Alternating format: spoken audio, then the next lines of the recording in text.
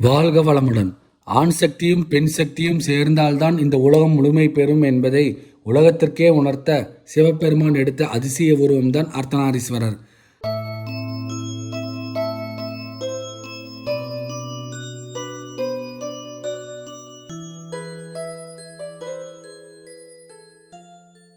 கைலாய மலையில் சிவபெருமான் மற்றும் பார்வதி தேவி அமைதியாக வாழ்ந்து கொண்டிருந்தார்கள்.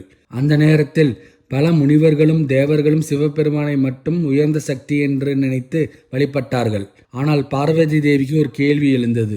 இந்த உலகம் உருவாகவும் இயங்கவும் ஆண் சக்தி மட்டும் போதுமா? பெண் சக்தியும் அதே அளவு முக்கியம்தானே என்று நினைத்தார். அதனால் பார்வதி தேவி கடுமையான தவம் செய்ய முடிவு செய்தார். சிவபெருமானுக்கு சமமான இடம் வேண்டும் என்று அவர் விரும்பினார். நாட்கள் கடந்தன. மழை, வெயில், காற்று எல்லாவற்றையும் தாங்கி பார்வதி தேவி தவம் செய்தார்.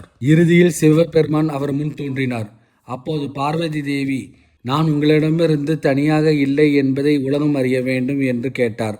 சிவபெருமான் சிரித்தார். பிறகு ஒரு அதிசயம் நடந்தது.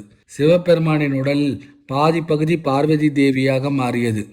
வலது பக்கம் சிவன், இடது பக்கம் சக்தி. அந்த தெய்வீக உருவமே அர்த்தநாரீஸ்வரர். அர்த்தம் என்றால் பாதி, நாரி என்றால் பெண், ஈஸ்வரர் என்றால் சிவன். அதாவது ஆண் மற்றும் பெண் சக்தி இணைந்த ஒரே தெய்வ வடிவு. இந்த உருவம் உலகத்திற்கு ஒரு பெரிய உண்மை உணர்த்தியது. ஆண் சக்தி மட்டும் இருந்தாலும் உலகம் முழுமை பெறுவதில்லை. பெண் சக்தி இல்லாமல் படைப்பு இல்லை. இரண்டும் சமம்.